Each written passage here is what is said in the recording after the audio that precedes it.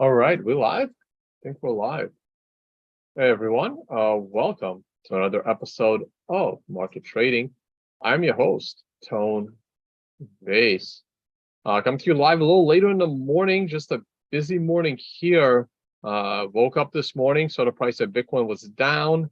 No reason, no explanation, no idea why. But we're just gonna look at the charts and go from there. Let me do that right now. Hope the audio and video are all set. All right, we're going straight to the daily chart. The daily chart of Bitcoin is sitting right at very critical support. That support's coming in at exactly $25,000 area.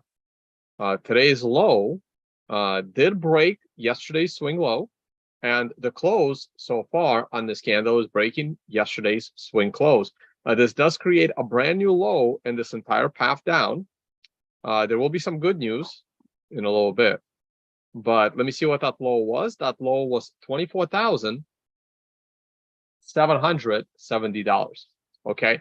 Now the good news is that this weekend, which is a holiday weekend in the U.S., somehow in the last couple of years, a new federal holiday has shown up.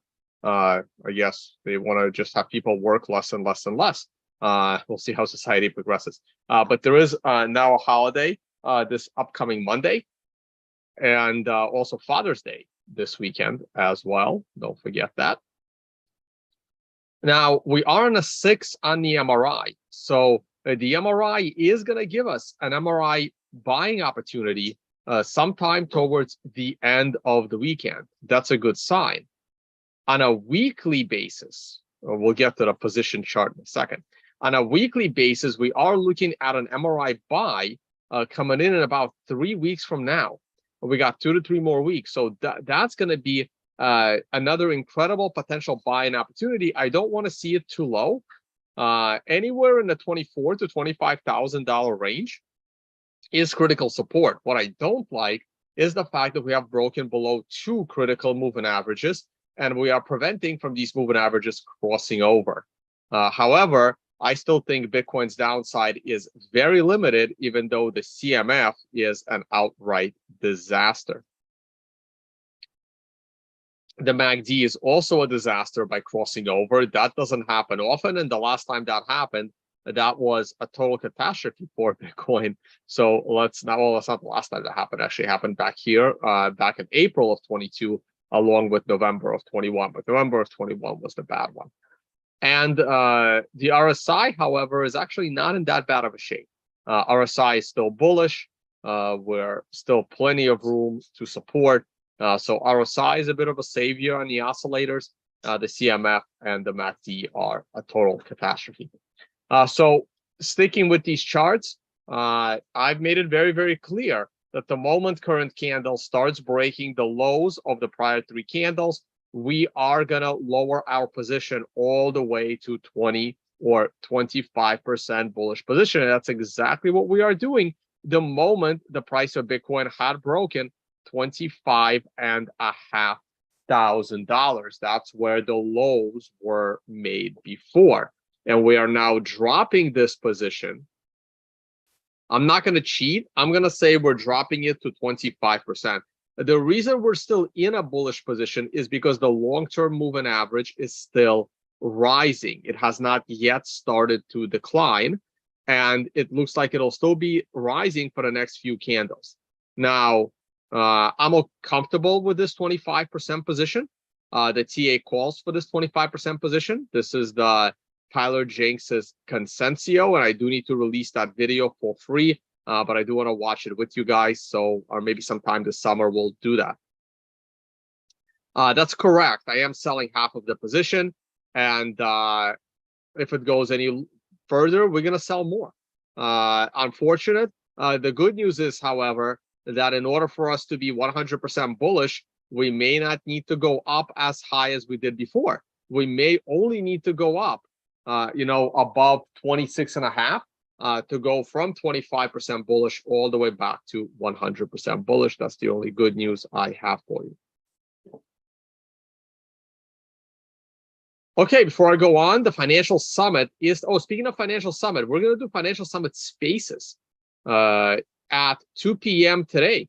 2 p.m. today. So check out my Twitter. I tweeted it out this morning as well.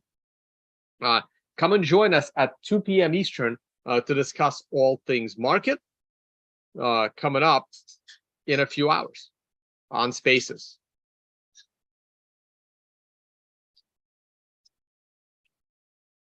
Financial Summit is coming to the UAE November 5 to 10. And Unconfiscatable is coming back to Las Vegas December 7 and 8. Those interested in trading, check out the free learn trading section on tonevays.com. In addition, go over to the on-demand videos for a little bit more in-depth education, and of course the MRI indicator itself. And if you want to just support my work, maybe pick up a VPN subscription from TorGuard.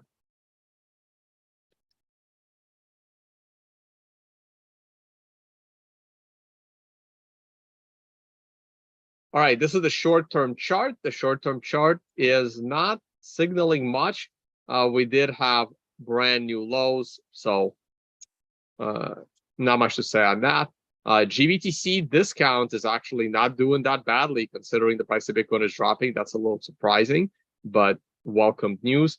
The price of oil is starting to rise again. So on Monday, we will see if we get a smackdown in the big red candle. Of course, I am anticipating that this big red candle that took place on June 12th was, the destruction of the Strategic Petroleum Reserve even further. We will get our next set of data real soon. You can see how this graph is now going lower.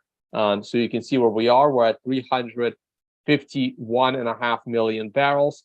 So the last time we had a Strategic Petroleum Reserve this low was in 1983.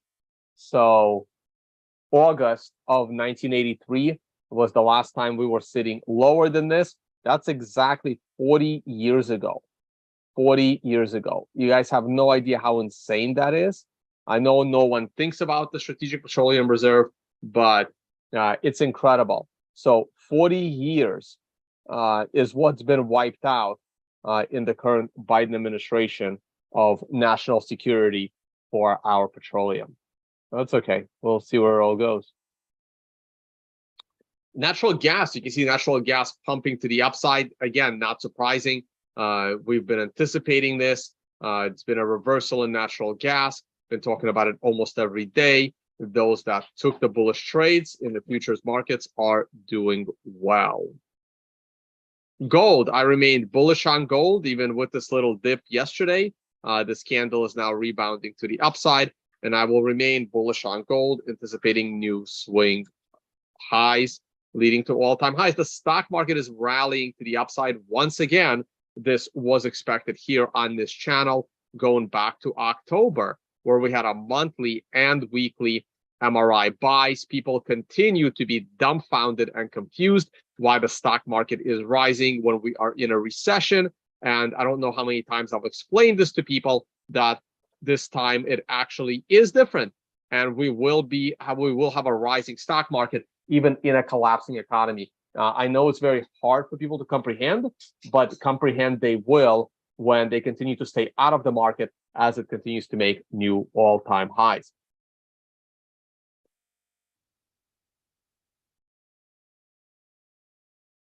Now, this is the most puzzling chart we have in my 1,000 tabs, and that is the continued rise in the S&P 500 with the continued decline in Bitcoin. This is very, very strange. It's a very rare occurrence. Usually they are rising together or falling together, but not this time. I'm still expecting the Bitcoin price to turn around and rally with a vengeance, but this really is an incredible run. Let me turn the MRI on, because the stock market is going to reach a second consecutive MRI top very, very soon. We do have to be careful here. This is the futures market, or a CFD on the futures market, and it's on a 6, and we can compare that to the daily cash market. to see if it's also on a 6 or if there is a mismatch. We are only on a 5, so you can see a slight mismatch here. The cash market is king, so we will pay attention to the cash market here instead of the CFD futures market. Beautiful candle. Again, I've been an S&P bull going back to last year. I don't care about gaps, guys. I don't care about gaps. I never cared about gaps. The only gaps I care about is daily gaps within the same day. So, for example, when I threw the Litecoin halvings on the Litecoin chart because after this next halving, you will see Litecoin drastically crash in price because there's just not enough Litecoin coming in from the mining side to maintain mining integrity in Litecoin. They're just not going to make enough money. The Litecoin miners are going to shut down, and you will see a huge crash in the price of Litecoin. I took a look at the shitcoins. They're not really crashing against Bitcoin either. It's just a really weird day. I can't really explain it. They are dropping a bit. Even Monero, the Cardano scam. Beautiful new lows. Yeah, not enough shitcoining. Stocks. So, for example, in Tesla. So a gap matters to me within the same day. After that, it doesn't really matter to me anymore. Like here we have a gap. Here is Tesla. We have a huge gap right here. Monster gap, 5%. You think this gap's going to close? Or are they going to short you're going to short Tesla, waiting for that gap to close? And then the following day, there was a gap. And then the following day, there was a gap. None of these gaps have closed. These gaps may never close. They may close in the year 2029. So the only time I care about a gap is within the same day. So Tesla gap today, if by, say, noon, the gap hasn't closed, care. I don't expect it to close. This gap closed, okay? If you look at the closing price on Tesla from yesterday, the closing price is 244.4, and look at the low today. The low today, 244.59. It missed it by 10 cents. So that's a closed gap, okay? This gap probably happened in the first 30 minutes of market open. We're going to go to a 5-minute chart on Tesla. We're going to see when Tesla opened.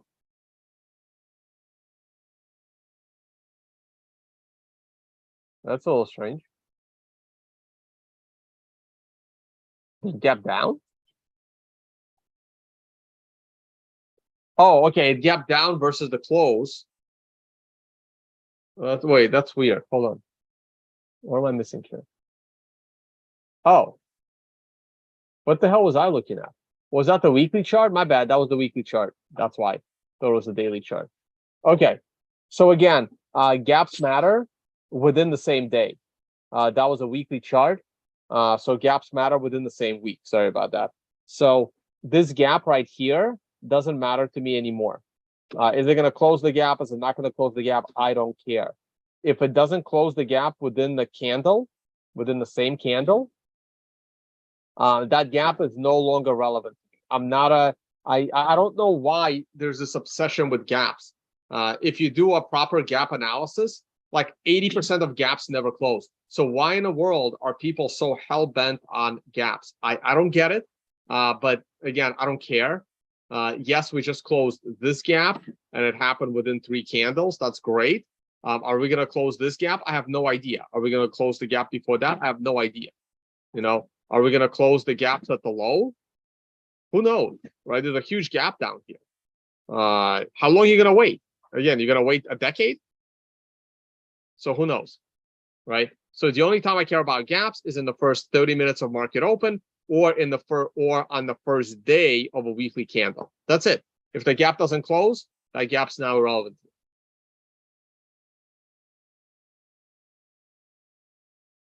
Let's take a look at currencies. Whoa, the dollar has just crashed. Interesting. The dollar crashed today. How's the ruble doing? Ruble still devaluing. How's the Turkish lira doing? Also still devaluing. And Indian rupee, actually a little appreciating. Interesting. Again, I don't have a lot of answers. I'm just looking at the charts.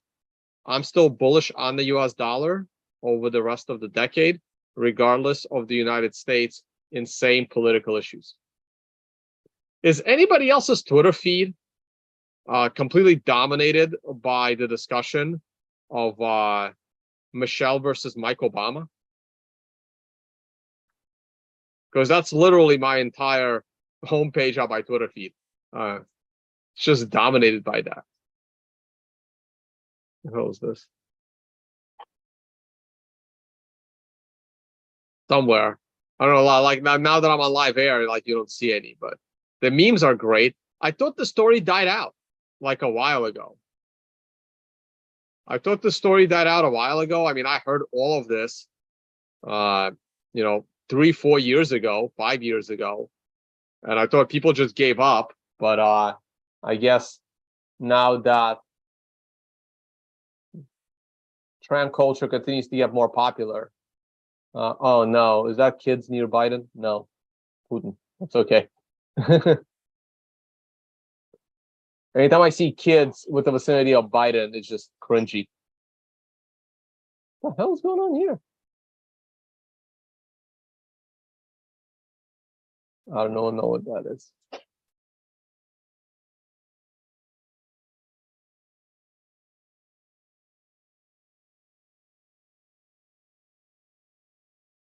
Oh, it was all over my tweet earlier. Now they're all, oh, you know what? Because that's the For You stuff. So Elon Musk really needs to get rid of this. It needs to be here. And now there's nothing. Great. Oh, there we go.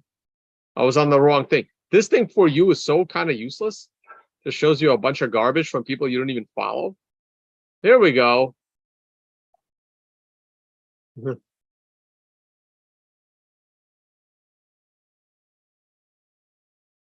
No, I can't find it now. Anyway, hope your Twitter feed is as interesting as mine.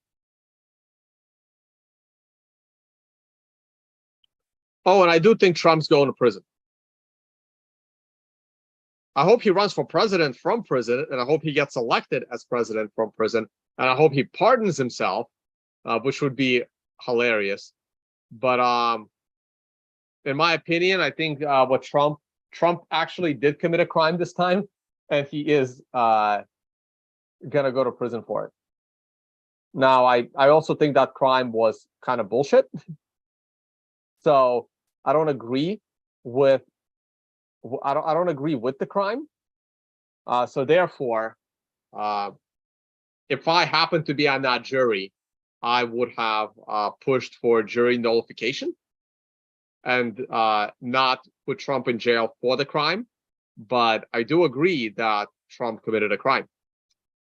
Finally, after accusing him of 100 crimes, they finally got one. If you guys really want a summary of the crimes that Trump committed, and like I said, I do agree that it was a crime, and according to the stupid rules, and he's probably is going to go to prison for it. Doesn't mean that people are going to protest, and I really hope he runs from prison. But if you go to, I think the best summary of this was from Judge Napolitano a couple of days ago, right here. Trump indictment analysis is a very good video. I strongly advise it. If you want to know what crimes Trump has committed, Judge Napolitano breaks it down, and it's really interesting. So this is where no channel is perfect. You should never listen to a single commentator. Like, the judge really breaks down the crimes committed by Trump. But then one of my favorite channels, the Duran, they also did an episode on Trump, And they clearly did not watch Judge Napolitano's analysis of Trump's crimes. So their view is this is a baseless persecution of Trump. So this is where I disagree with the Duran. It is not a baseless persecution of Trump. It is a legitimate persecution of Trump. Now, we can debate whether there should be persecution of a former president, which I think there shouldn't. And also on this basis anyway. But that's a lengthy opinion as to why. Though then again, I do want to see, well, Hillary was now president, so she should be in prison, and Biden and his son should certainly be in prison. But those are very, very different instances and reasons. And but they clearly did not watch Napolitano's explanation as to the crimes of Trump, and they are serious.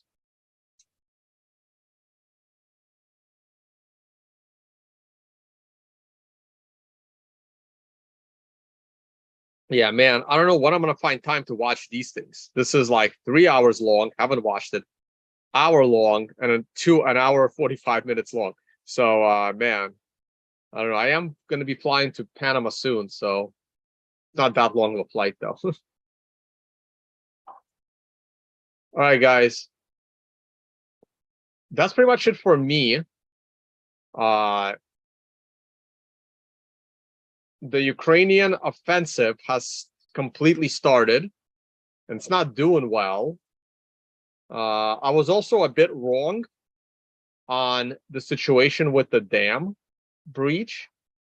So the dam was here, it broke. Oh, sorry, the dam is here. I can literally see it. I don't know why I pointed over there.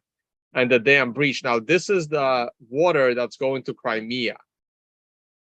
And because I didn't know how deep this channel was, this reservoir is getting to be bone dry. So the breach of the dam significantly affected fresh water to Crimea. I thought that it would not affect the water to Crimea as much because of where it's situated, but it is. So again, unless you think that Russia is crazy and they decided to destroy their dam just like they're trying to destroy their own nuclear facility, it makes absolutely no sense for Russia to blow up the dam. Either it happened by on its own, which I think is slightly more likely that it happened on its own because Ukrainians bombed the shit out of it like 6 months ago, and eventually it gave way, or they finished the job. Now, for the moment, it makes it a lot harder for Ukraine to do a counteroffensive over the flooded waters. But on the flip side, now that the water is receding and is gone, sometime later this summer, it's going to be easier for Ukraine to have an offensive, not only through this body of water, which is no longer high and it's all been drained because it flew downstream, but also here when this water eventually like recedes and can't be controlled. So right now it's harder, but very soon it will be easier. Now, the other thing that is a huge danger is the nuclear power plant. I think there is a high percentage chance that this nuclear power plant is gonna go nuclear. I think that's more than a trivial chance. Now, that would be, of course, stupid because the wind pattern will cause massive radiation throughout Western Ukraine and Poland and Czechoslovakia and Hungary. So the wind pattern is blowing mostly to the west in this region. But anything Ukraine can do to get the West into the war, so just like they blamed the dam, the breach of the hydroelectric plant on Russia, saying, NATO needs to put boots on the ground because Russia has destroyed the dam. They're going to say Russia destroyed the nuclear power plant and they're killing all these Polish people with radiation. Therefore, NATO needs to intervene. It makes it a lot easier to attack this power plant, not to mention the power plant is being attacked itself because there's less water to cool the nuclear power plant. With almost no water in the reservoir, it makes it a lot easier for Ukrainian military to go over this body of water and finish the job, because they already tried blowing up this power plant before. They didn't succeed, just like they tried blowing up the hydroelectric plant before and didn't succeed. So again, the job could be completed on its own from prior damage, just like the hydroelectric plant might have been. And it also makes it a lot easier for them to finish the job. I'm staying as far away from this region as possible. I don't plan to be in this area. The next time I cross the Atlantic Ocean, I'm going to Dubai, which is down here. The wind pattern is blowing north west. So if you're anywhere in this region, Poland,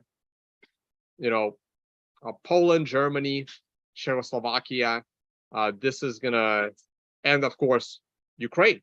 That's gonna take the worst. That's gonna be the worst hit area if the power plant melts down.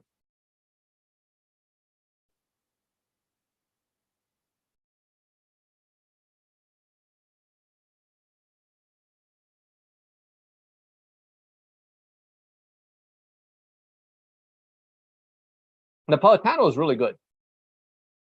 I've started watching his channel. It's really hard for me to criticize him. He's been good. Criticized the shit out of his own university the other day.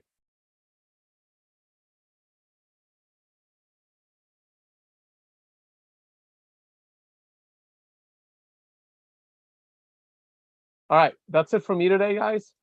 Oh no, one last thing: the interest rate. Join us in Twitter Spaces at 2 o'clock, and as you can see, these idiots actually think he's going to lower rates. That's incredible. How is this so insane? He made it very clear that they're planning to hold rates steady, if not raise them by end of year. Why does Wall Street think like are they about to cause a crash in the markets or something? The stock market is flying off the charts. Why would the Fed? Oh, I'm sorry, they're not lowering rates. My bad. This is the current one. Sorry. That's my bad. This is accurate. They're 33% chance they're going to hold them steady. For some reason, I thought this was the current interest rate. It's me being retarded. And there's a 67% chance they're going to raise them. This makes sense. This makes sense. For some reason, I thought it was the other way around. This makes sense. I think this probability is a little low. I think they should be flipped. I think there is a 67% chance they're not going to raise rates, but they might. I'm okay with this.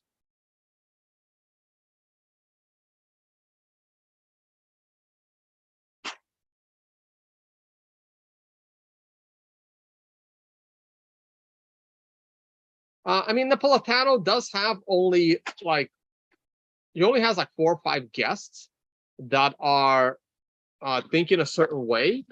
It would be good if he can ask like critical questions to some people from the other side.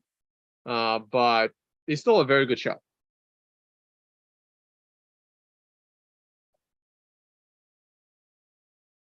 All right, that's it. Very surprised Bitcoin is crashing while stocks are rising. But I am happy that stocks are rising because I've been calling for that for 9 months now. Thanks, guys, and I will see you all on the next one. Bye, guys.